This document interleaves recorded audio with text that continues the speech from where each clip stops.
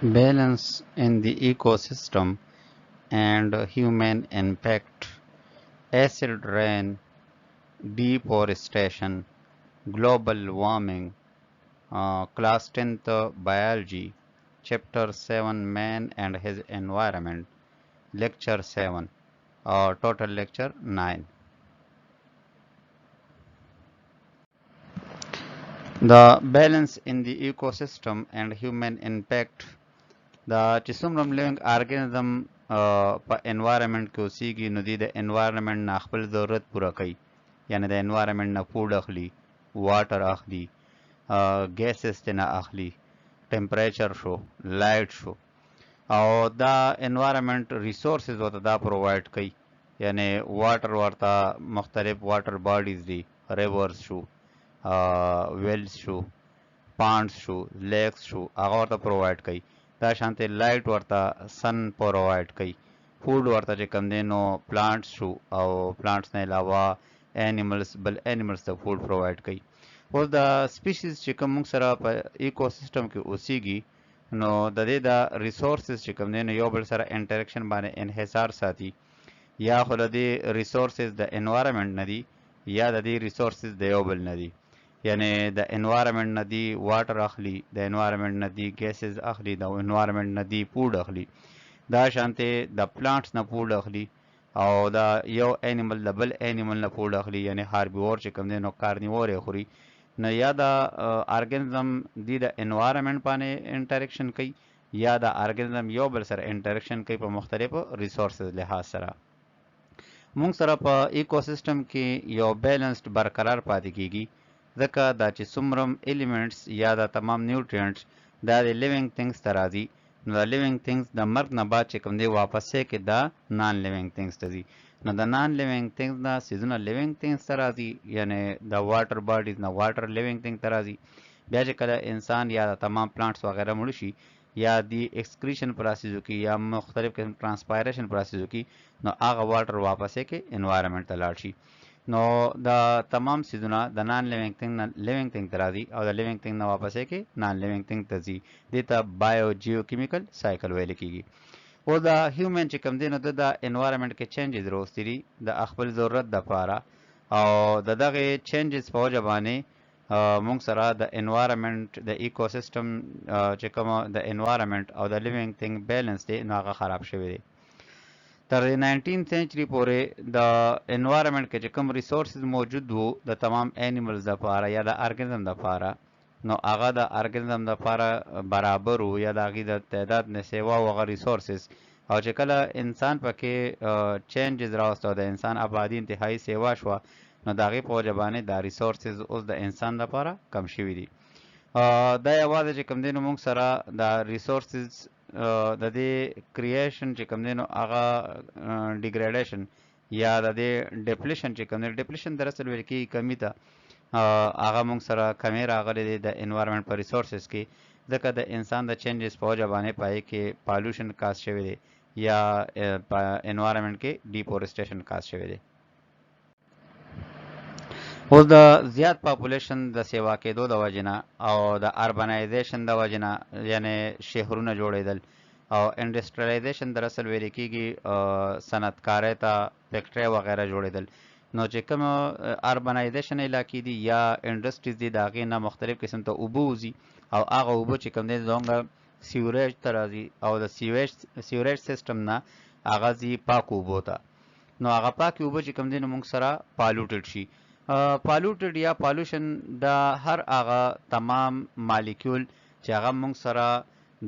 د سورس سره میلو شي او هغه سورس چې کوم دی نو هغه انپلیزنټ کنډیشن ته یا انډیزایربل کنډیشن ته ووړي، یعنی په اوبو کې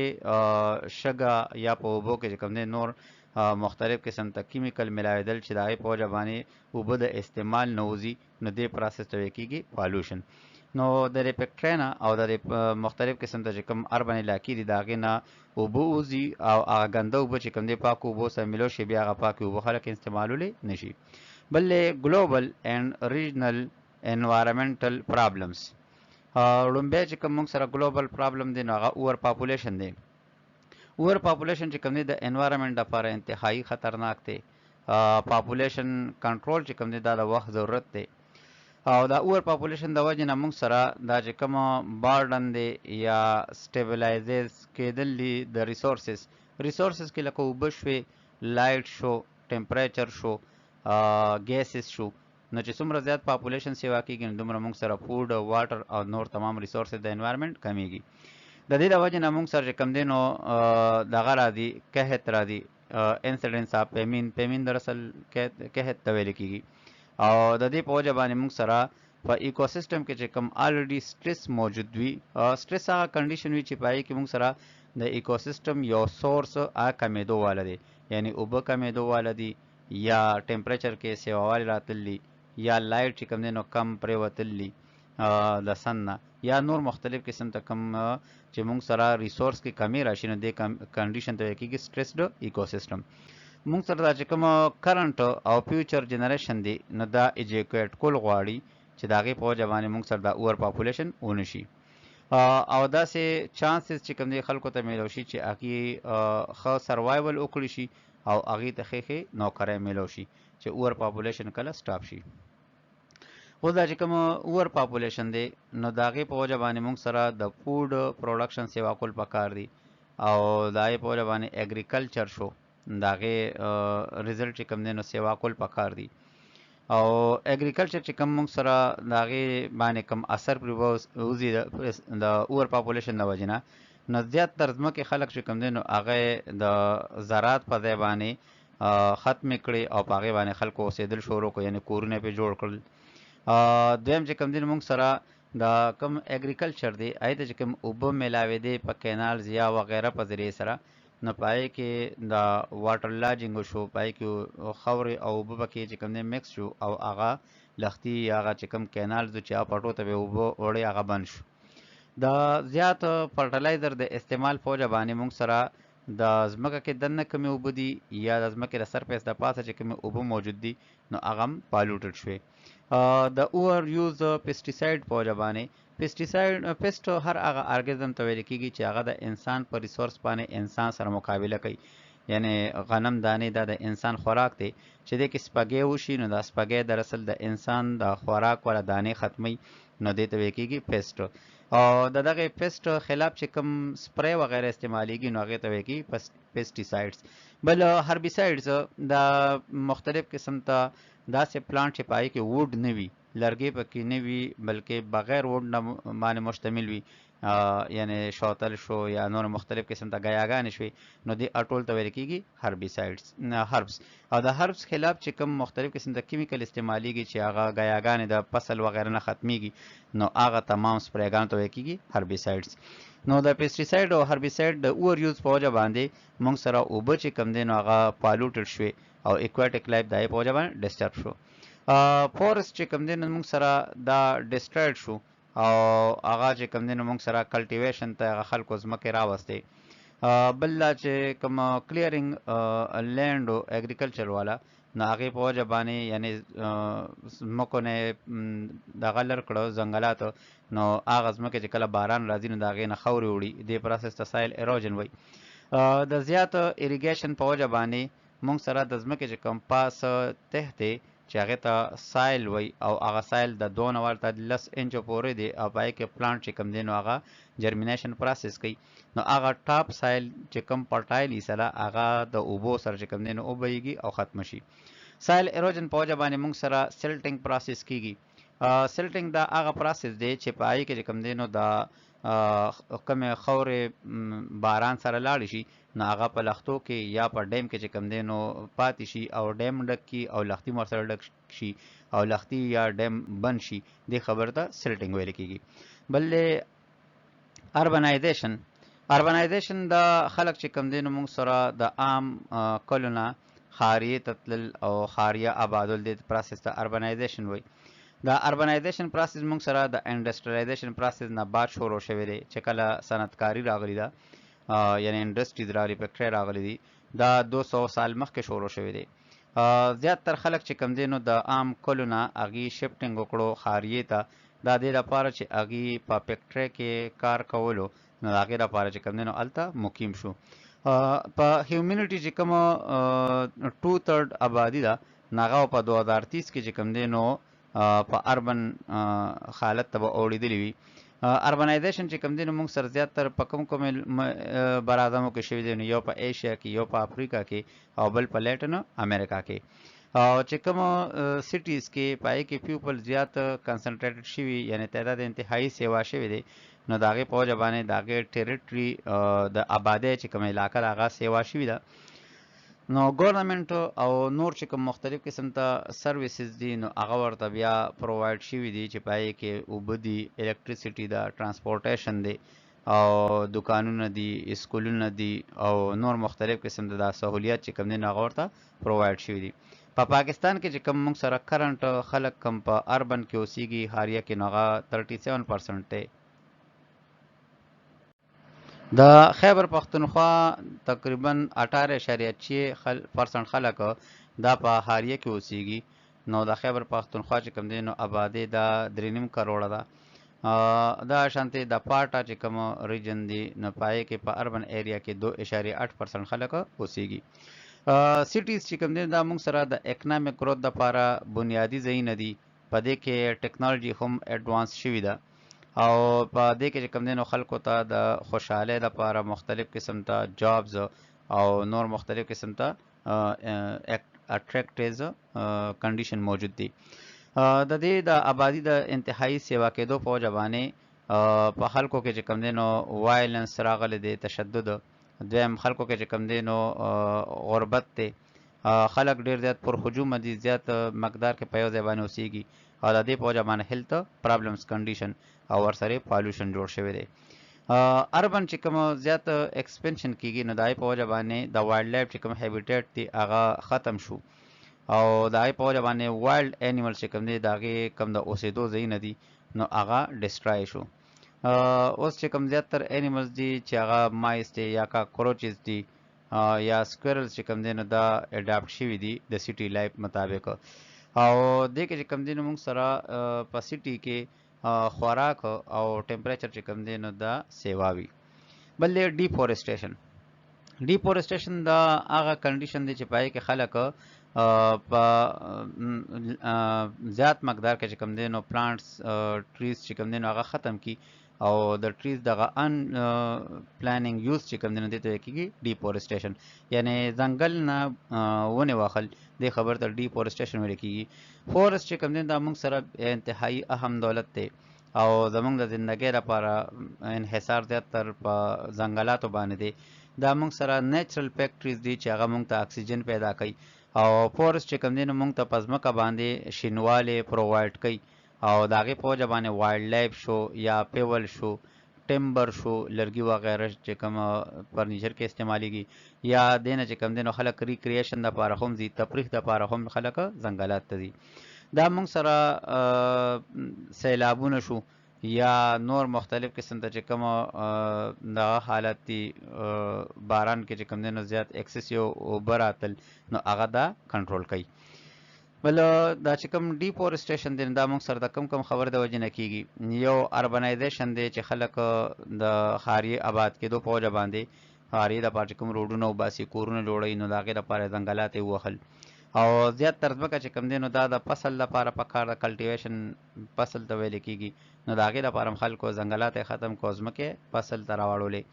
او ونې خلکو ووهلې دې دپاره چې خلک د خپلو د څاروو د څرېدو لپاره چې کوم دی نو ځایونه جوړ کړي. او دا ووډ چې کوم دی نو موږ سره هم په ټمبر کې استعمالیږي، او هم په پیول په طور باندې، یعنی خلک لرګي سوځي هغې دپاره هم استعمالیږي. او سب پلانټس چې کوم دی نو موږ سره میډیسن په طور باندې ډېر اهمیت لري، نو د هغې دپاره خلکو د فورسټ نه هغه پلانټ ختم کړه. او سب پلانټ چې کوم دی نو هغه موږ سره د هغې نه فایبر جوړېږي، کپړې وغیره ته نه جوړېږي. او ټمبر مافیا چې کوم دی نو هغې د نقد پیسو ګټلو لپاره ونې یې ووهلې. اوس دا موږ سره چې کوم دی نو اربنایزیشن کنډیشن دی چې پای کې دا خلک دي او زیات مقدار کې چې کوم دی نو موجود دي دا بلډینګ چې کوم دی زیات موجود تعداد کې موجود دي او د اوور کراوډینګ او د تمام زیات تر بلډینګ د وجنه موږ سره پالوشن او نور مختلف قسم ته کنډیشن راغلي دي او دا چې کوم آبادی شوی دی نو دا د موږ سره د پلانټ د کټای نه بعد شوی د وجنه ډیفورسټیشن هم راغلي دي اوس دا چې کوم effects on the environment د deforestation چې کوم دی په environment باندې څه اثر دی نو د دې په environment باندې ډېر نیگیټیو اثر دی زیاتر چې کوم موږ سره وایلډ لایف دی د هغې د سپیشیز چې کوم هیبیټیټ دی ختم شو د اوسېدو ځای ختم شو 70% چې کوم ارث لینډ نو هغه د انیمل او پلانټس د هغې سپیشیز اوسېږي په فورسټ کې او چې کله ډیفورسټیشن وشي نو د هغې چې کوم د اوسېدو ځایونه دي نو هغه ختم شي ډیفورسټیشن د وجې نه موږ سره کلایمیټ کې هم چینجز راغلی دی کلایمیټ ابو هوا ته ویل کېږي فورسټ سټایل دی نو د هغه موږ سره مویسټ دی پای باندې چې کوم دی نو دا ټریز موجود وي د هغې په وجه باندې موږ سره په اسانه باندې ډرای آوټ نه کېږي ټریز چې کوم دی نو موږ سره واټر سایکل پروسس هم کوي یعنی چې کومې اوبه چې کوم دی نو په ځمکه کې موجود دي نو هغه ټري ابزارب کړي بیا د ټري نه چې کوم دی نو د ونو د پاڼو نه هغه والوزېږي او هغه شامل شي په ایر کې او د ایر منه واپس کې پریسیپیټیشن باران په ذریعه سره ځمکې ته واپس راشي نو دا واټر سایکل پروسس په دې کې د ټریز ډیر اهمه کردار دی ټریز چې کوم دی نو موږ سره په کریټیکل رول ادا کوي په گرین هاوس افیکټ کې هم یعنی ګلوبل وارمنګ چې کوم کنډیشن دی نو هغه کموي بل ایسډ رین دا موږ سره یو ډینجرس او وایډ سپریډ ګلوبل انوایرنمنټل کنډیشن دی چې پای کې چې کوم دی نو موږ سره د زیات وخت نه بعد چې کوم دی کې فیکټریز موجود وي نو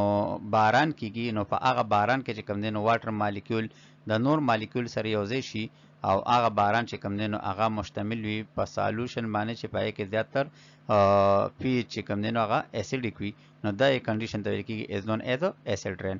او ایسډ رین چې په کومو دا باندې کېږي مختلف قسم ته بلډینګ باندې یا نور مختلف قسم ته سټیچو وغیرہ باندې نو د هغې په وجه باندې هغه بلډینګ یا سټیچو ته نقصان رسي او که فرض کو انیمل یا پلانټس موجود وي نو په هغې باندې ډفرنټ الرجي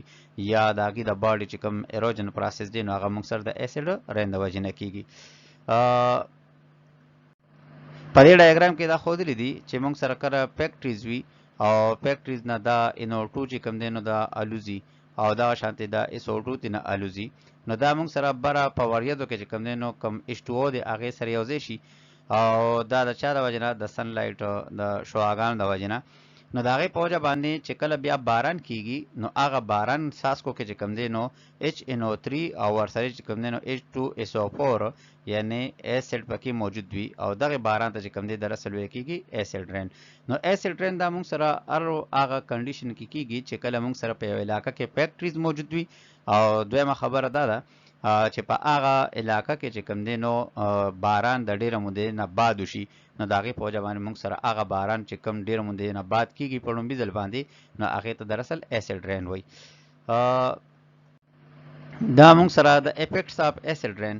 نو ایسډ رین چې کوم دی نو موږ سره نقصان کوي فورسټ ته او اوبو ته نقصان کوي انیملز ته نقصان کوي او پلانټس ته نقصان کوي ایسډ رین چې کوم دی نو موږ سره د پلانټس نه پاڼې غورځوي او دا موږ سره چې کوم دی نو ګروت د پلانټ روکاوي او د پلانټ کوم پوستکي وغیرې هغې ته نقصان ورکوي سایل چې کوم دی نو دا پوایزنس کوي او چې کوم سایل کې دغه ایسیډک واټر موجود وي او دا پلانټ ابزارب کړي د هغې په وجه باندې پلانټ ډیټ کېږي دا چې کوم دی نو موږ سره د ایسډ رین نقصان رسوي جیل ته او په هغه جیل کې چې کوم میان موجود وي یا نور مختلف قسم ته برډس موجود وي نو د هغې د کلینګ باعث جوړیږي بل ګلوبل وارمنګ موږ سره چې کله ټمپریچر د ځمکې د سرفیس سیوا کېږي په ارث اټماسفیر کې نو دې ته ګلوبل وارمنګ ویل کېږي دا موږ سره یو امپورټنټ انوایرنمنټل ایشو ده د دې ډایرکټ ریلیشنشپ دی په لیول اف کاربن ډای اکساید په اټماسفیر کې او د ایوریج ټمپریچر اوس دا چې کوم اټماسفیریک کاربن ډای اکساید دی نو دا به طور ګلاس کار کوي نو شیشې ته چې دننه یو پیره د نور شعاع یا مختلف قسم ته د لایټ شعاع دننه لاړه شي نو هغه شیشه کې دننه هغه شعاع چې کم دی نو هغه هیټ ته بدلیږي او چې هیټ ته بدل شي نو هغه بیا واپسې کې د شیشې نه بهر نشي راتلی نو دغه حساب چې کم دی نو د کاربن ډای اکساید هم دی نو په اټماسفیر ګیر چاپیر دا د ځمکې نه موجود دی او په هغه اټماسفیر کې کاربن ډای اکساید موجود دی نو چې کله موږ سره د نور نه شعاع راشي او هغه اټماسفیر کې دننه ځمکې ته راورسیږي نو